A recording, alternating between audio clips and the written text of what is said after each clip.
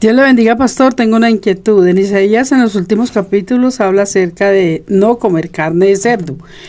El objetivo en mi vida es obedecer a Dios. Por favor, pastor, ¿me puede explicar? ¿Estoy interpretando mal la Biblia? Sí, la está interpretando, porque esa ley, según el capítulo 27 del libro de Levítico, el último versículo dice: estos son los mandamientos que Jehová Dios ordenó para los hijos de Israel en el monte del Sinaí. La mejor respuesta la encuentra en Hechos capítulo 10, donde hay un hombre llamado Cornelio, el cual es temeroso de Dios, piadoso, que hace oraciones a Dios siempre y da limosnas al pueblo. Solo que necesitaba algo: ser bautizado en el nombre del Señor Jesús. Baste la oportunidad, o sea, esta la oportunidad para decir que no basta con ser buena persona. Así es. Hay que reunir las exigencias divinas. Era piadoso, era temeroso de Dios con toda su casa, daba limosnas al pueblo y oraba a Dios siempre, y un ángel vino. En ese mismo momento que él tiene la visión y el diálogo con el ángel, en otra parte de la geografía, Dios hace descender un lienzo atado de las 4 puntas, lleno de animales de toda clase, limpios e inmundos, entre ellos el cerdo. Y la visión se le está dando ¿a quién? A Pedro. Una vez que Pedro ve la visión, escucha una voz que le dice: Pedro, levántate, mata y come. ¿Cuál es la reacción de Pedro? Que dentro de su cultura era prohibido comer cerdo. Que no. Nunca he comido cosa inmunda, así que ahora no lo voy a hacer. La respuesta de Dios, ¿cuál es? Pedro, no llames inmundo a lo que Dios limpió. Amén. ¿Qué buscaba Dios? Enseñarle a Pedro que así como para él era inmunda la carne del cerdo y otras, como el bagre y otros, así también eran inmundos los gentiles para el pueblo de Israel.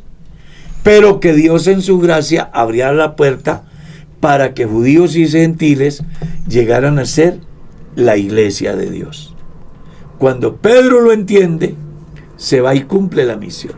Luego Pablo, escribiendo a Timoteo, en el capítulo 4 de su primera carta, enseña: el Espíritu dice claramente que en los postreros tiempos algunos apostatarán de la fe, escuchando espíritus engañadores y doctrinas de demonios, por la hipocresía de mentirosos que, teniendo cauterizada la conciencia, prohibirán casarse ni mandarán abstenerse de alimentos que Dios creó, para que con acción de gracias participen los creyentes y los que han conocido la verdad.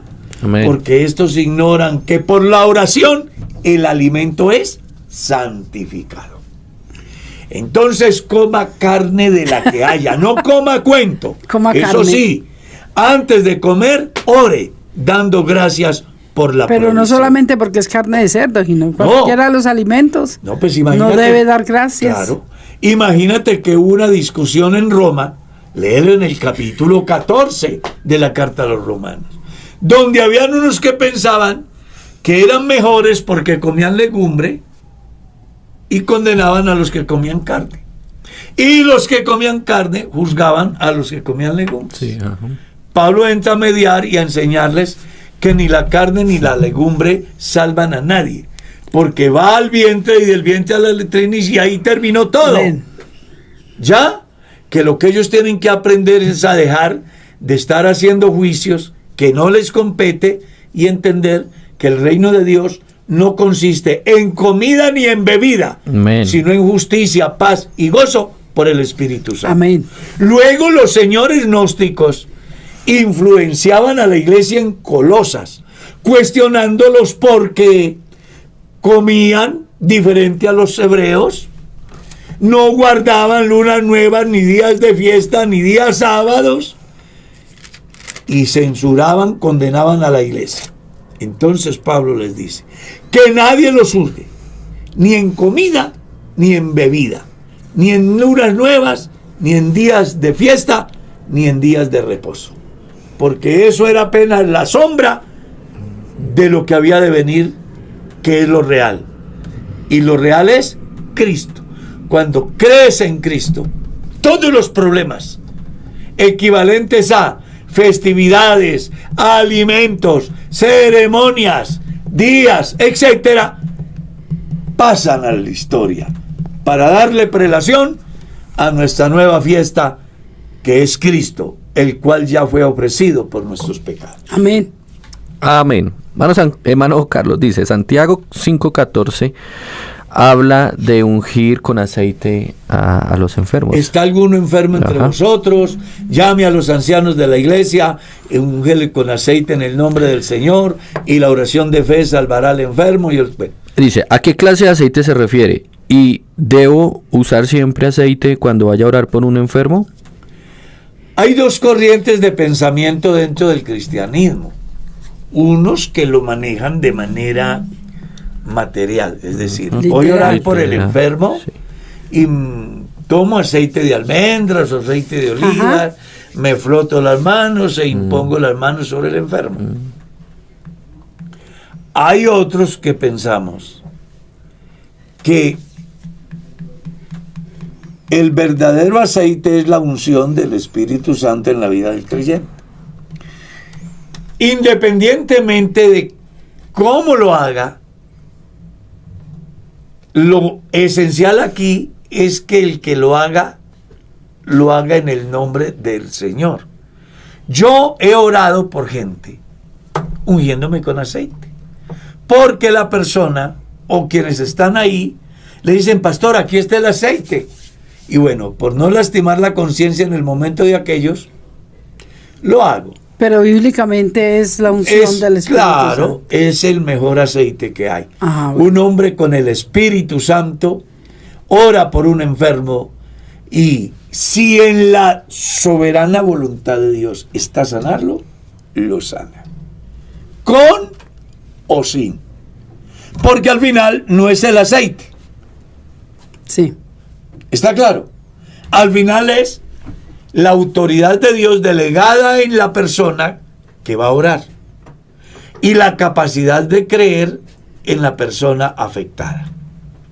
Porque para que aquello se dé, se requieren tres cosas: la voluntad de Dios, la fe del individuo y la autoridad del que ora.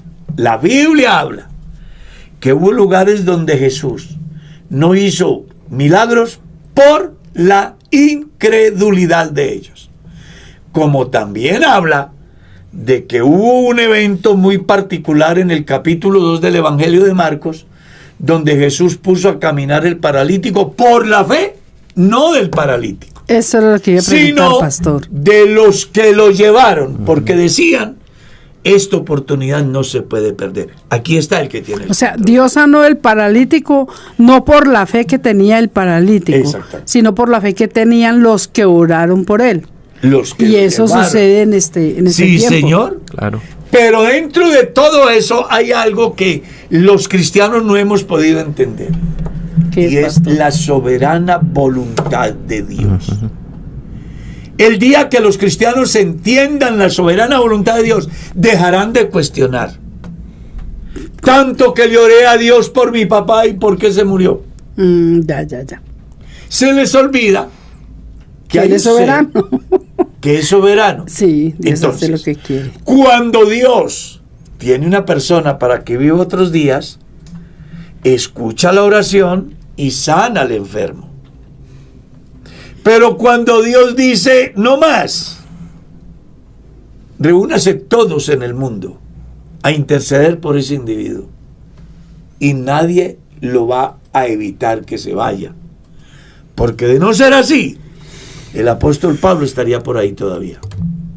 Pastor, para eso se necesita, ¿qué digo yo? Madurez espiritual, claro, para entender eso, ¿cierto? Conocimiento de lo que es la vida cristiana. Conocimiento de Dios. Y es que hay un sinnúmero, hermana Mercedes, hay un sinnúmero de cosas que pudiésemos evitar si alcanzásemos a entender la clase de Dios que tenemos.